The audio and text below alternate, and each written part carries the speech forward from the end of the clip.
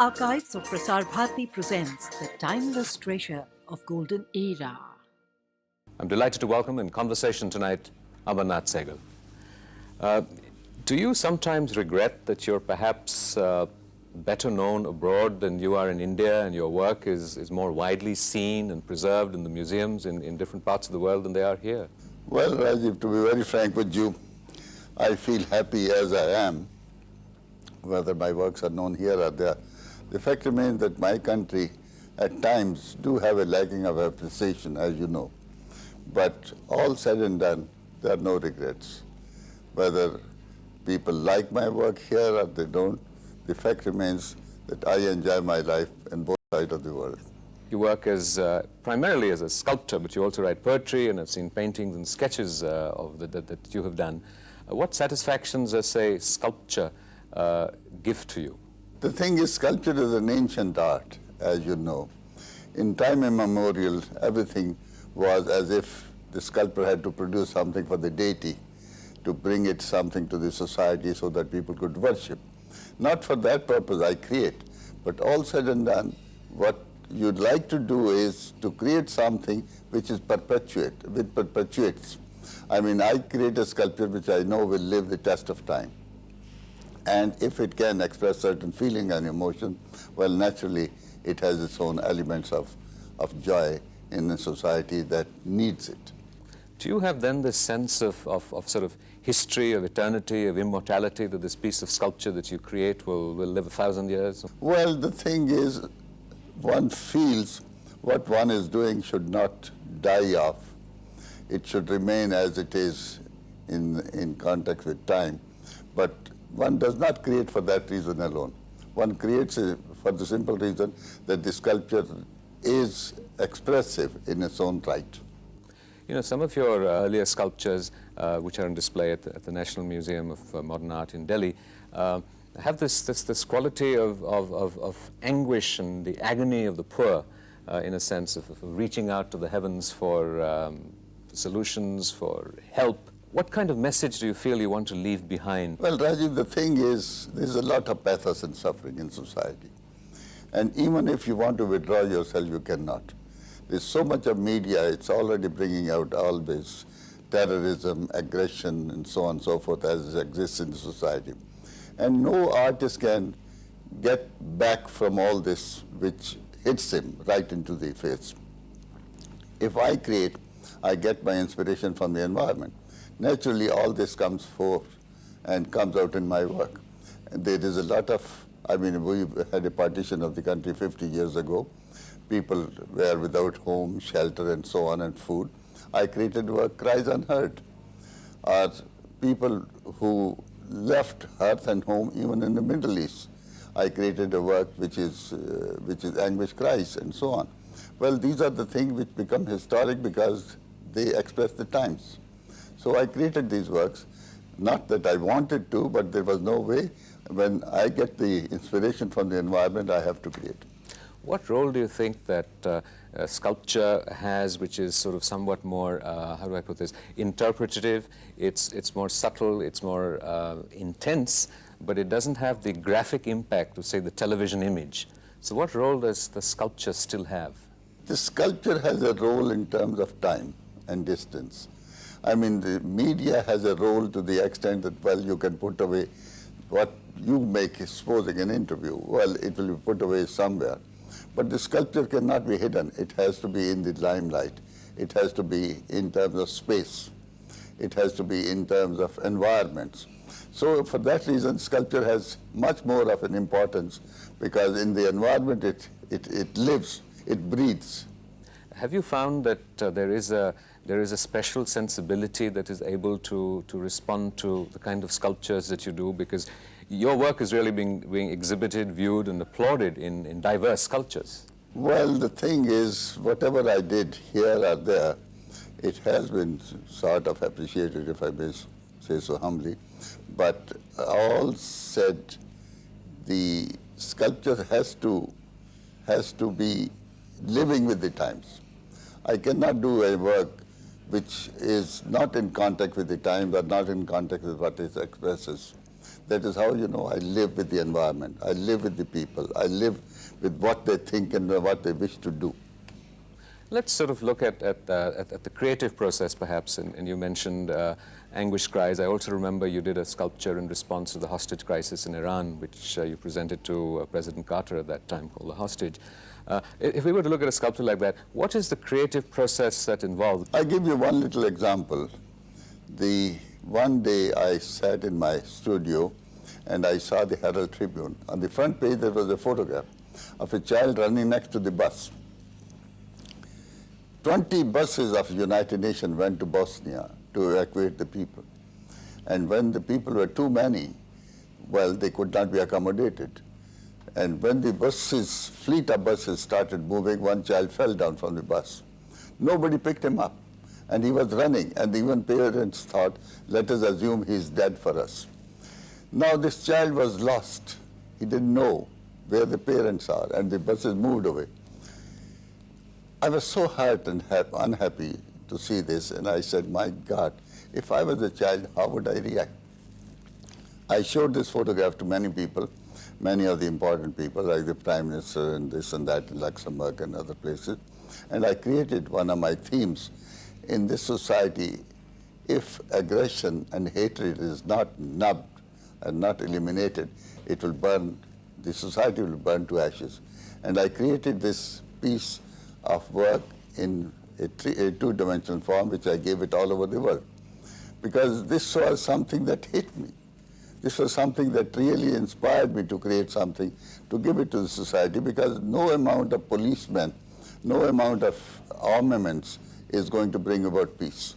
Unless we deviate from one act that, you know, aggression and hatred has to be eliminated by new methods and means. We see a large sculpture of yours, say, there's one which you're reworking at the airport in Delhi. There's a big one at the Ford Foundation near the Indian International Center. So there's large exhibits which people see. What happens to this feeling, this emotion? Do you first draw it up? Do you make a small model? What are the stages that you go through before something magnificent like that comes up? There is no hard and fast rule in such things. Sometimes things come out in spontaneity. I mean, you sometimes draw out something, but sometimes you never draw anything, and it just, you are working with material. And I do not know, there is some link between what you think and feel and what comes out through your senses.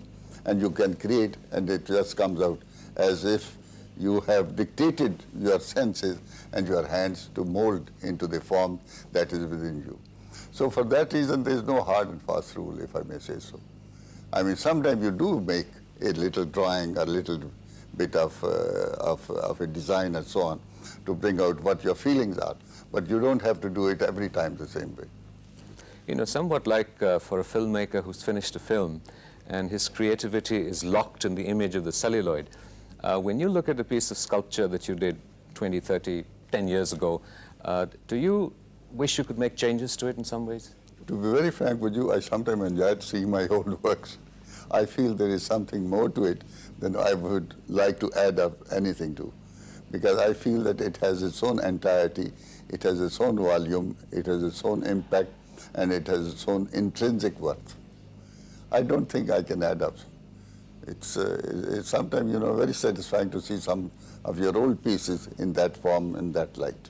Well, I have to say that as someone who's sort of followed your work, I find that your earlier work has more sort of feeling, emotion, and intensity than perhaps the later work, which is better crafted and has more of the artist in you. Would you say that that's a fair? No, I think to an extent you are right. But the thing is, you see, when you are working with aesthetics, you are sometimes working with only composition. You are working only with colors. You are working only in forms. You are not working all the time. You're only sieving the emotions or sealing the feeling that you derive from the environment. Sometimes the form itself is satisfying.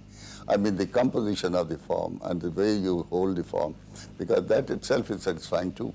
You have done some interesting work some years ago, equating or sort of looking for sculptural equivalents of musical forms. What encouraged you into that direction? Well, I felt that form is music and music is form. Both have a certain element which is similar to, that is the rhythm. I mean, the rhythm is the one thing that is very common to both. And for that reason, I picked up some form, and I felt that, the form itself can be so molded in a way that it expresses some music. And I thought that I had done some work in this direction which people liked in the West.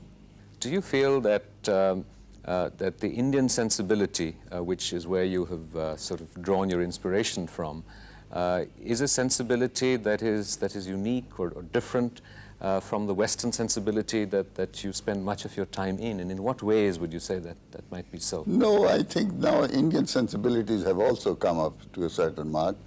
There was a time when the Indian sensibility was very low, at the lowest step. But I think the Indian sensibilities have come up because people can afford to buy work, not only afford, they have the time to enjoy art and art forms like the West. But West has much more of a time and lighting. I mean, we cannot still put up a sculpture outside and leave it out because we still like to police it, we like to see that nobody touches it. But in the West, there are sculptures which are just lying outside for years and years and for generations, and nobody wants to do anything towards it. I mean, here you can't put a telephone on the outside. I mean, a telephone booth. You know how it is. There are at least two sort of sculptures of yours in the public domain, which I think have hurt you deeply and have hurt people who are sympathetic to the arts. I think there was the incident at the Vigyan Bhavan where a mural of yours was destroyed, and also the sculpture at the airport, which on visits we have seen acquiring different layers and colors over the years. How does an artist sort of come to terms with sort of almost a public desecration of art? Well, it hurts you. You cannot be a custodian of your work after you create it. Let the society own it. Let the society enjoy it. But when a work of mine, 140 feet by 60 feet high, in Vigyan Bhavan, on which I spent almost 5 years of my life, it is pulled out of the wall, broken, tattered, and so on and so forth. One feels very hurt. And now I am, of course, in collision with the government that why it happened and why should it happen and why shouldn't it be reinstated. But main thing is that I want to produce some document for eternity, for time to come, that the work of art should be respected by the society. And artist has a right, a moral right, to see that his work is not destroyed.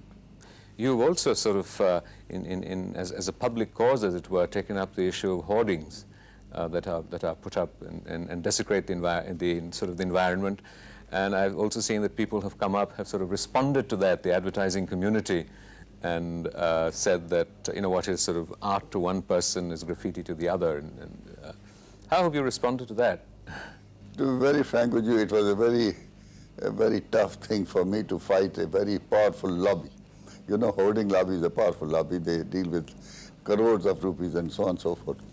When I pulled up this case against them because somebody next door neighbor was putting up a hoarding 50 feet high on his terrace, which was almost limping towards my ground and so on and so forth.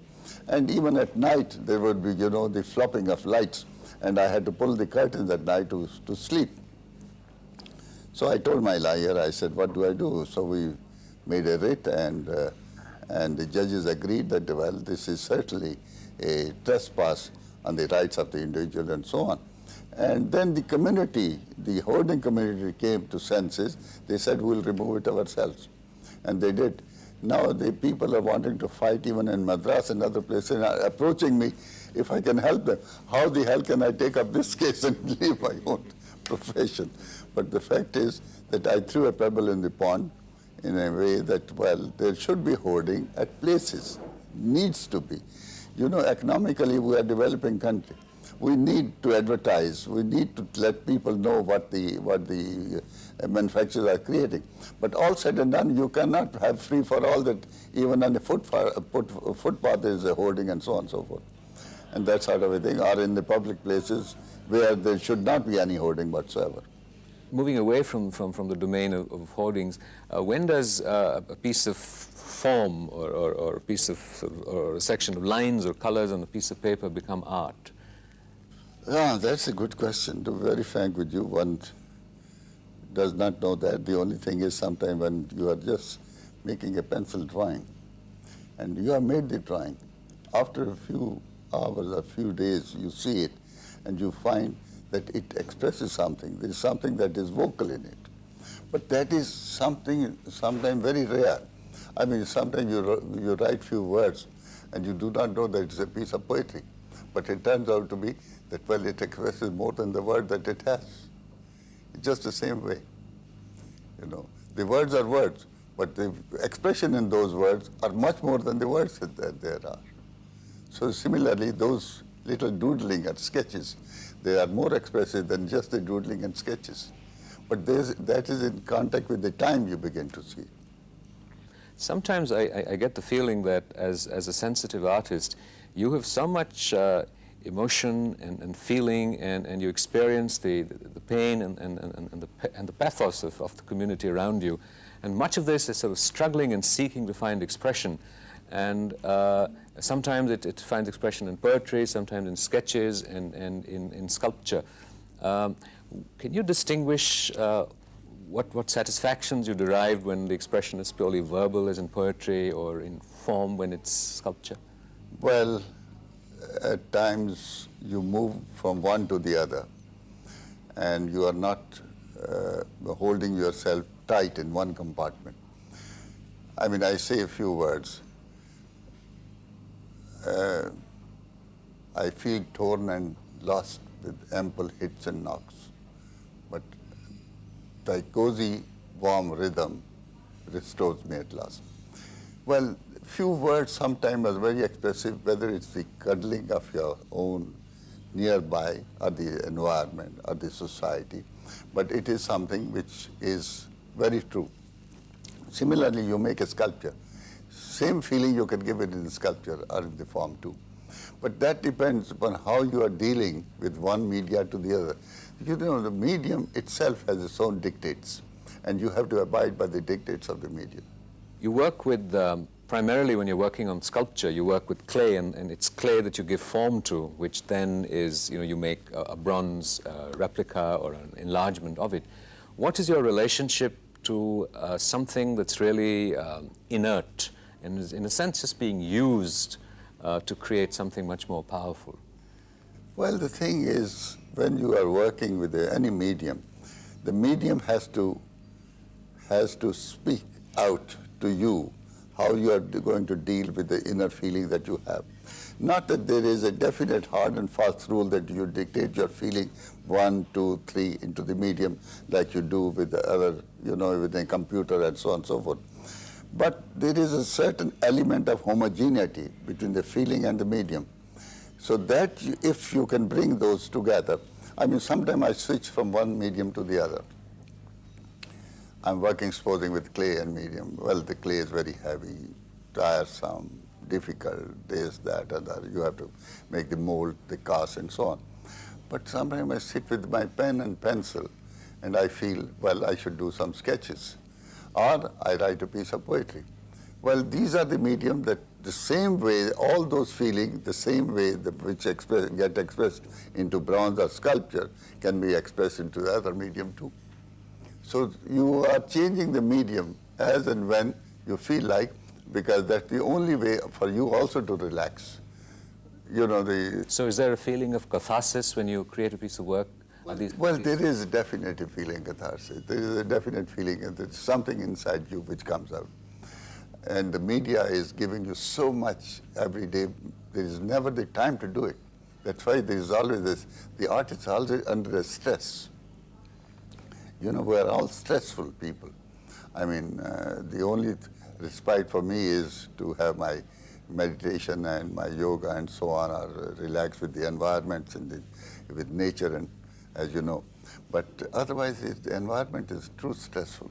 It's not easy to live. There's so much happening in the country or outside, which, I mean, the bomb blast, the powerful, the media, the cases of corruption and so on. Everything disturbs you.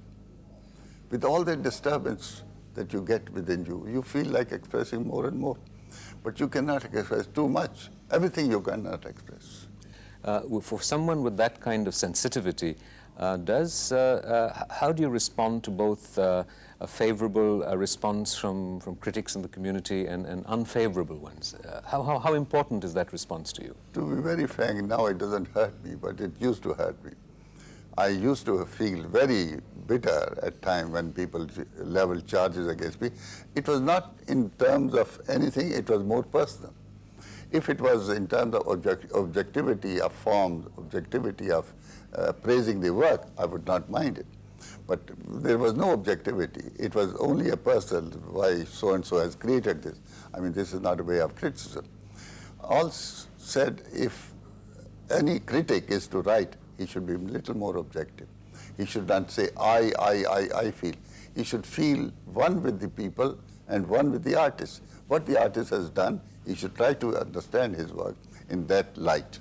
And then only he should be able to write.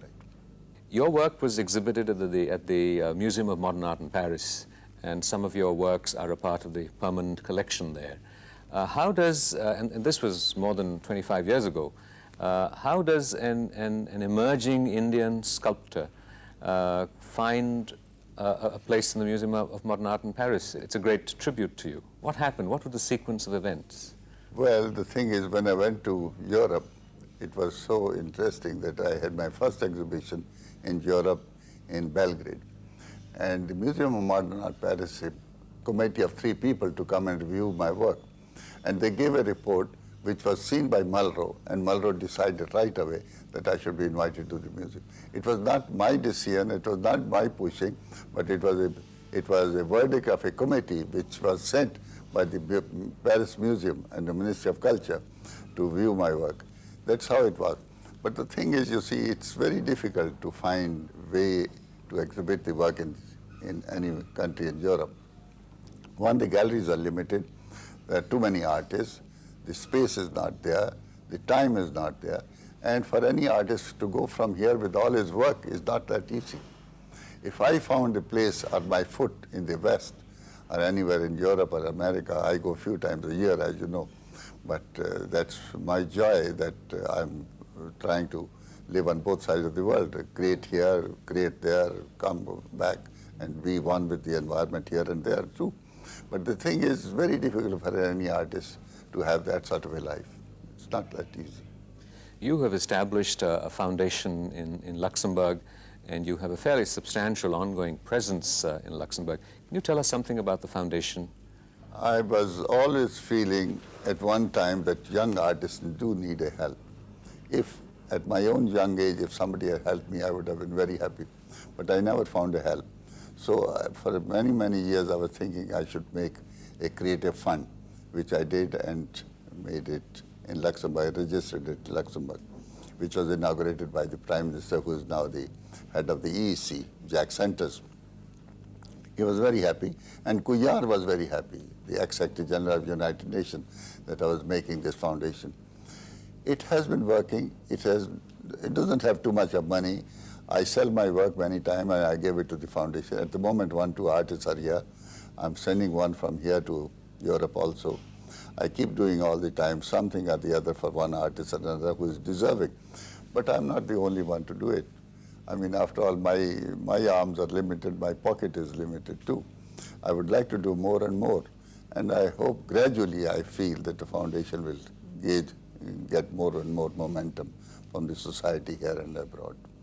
How conscious do you remain of your Indianness, given the fact that you established a foundation in Luxembourg and not in India, and you are truly a global artist? The foundation is also established here too, and also in America.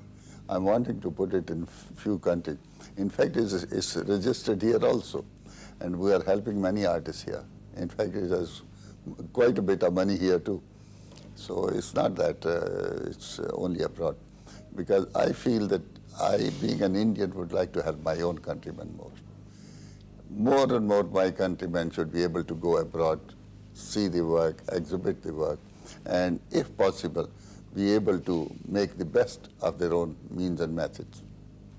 So for that reason, I'm more Indian. Because if I am abroad even for 6 weeks, I like to come back here for 4 to 6 weeks again. I don't like to stay long. You have known me for that long of time, and you know that I hate to live abroad all the time. What is it about India that attracts you and brings you back? Well, I feel even the dust in the environments itself is invigorating, and I know that there are many, many hurdles and difficulties. I mean, the media, the society, the telephone, or any such things, you know. The overall picture is at times not very happy, it's rather gloomy, but still I think there is something in you that really makes you live with the environment, feel like enjoying the environment. I go to Bhogal, even to the shopkeepers, and buy my own vegetable, and to see them spread out on the pavements, it's a joy to see it, the warmth of colors, and to even buy those vegetables, which you don't find in environments so easily outside. What remaining agenda do you have for yourself? You're pretty much at the pinnacle of achievement as an artist in sculpture and on a global scale. You've established foundation to help young people, the next generation of artists. What agenda remains for you? What would you really like to achieve now? To keep doing the work as much as possible, and to make the foundation a little more stable, steady, and more with a quantum of growth for time to come. Thank you very much indeed. So kind of you.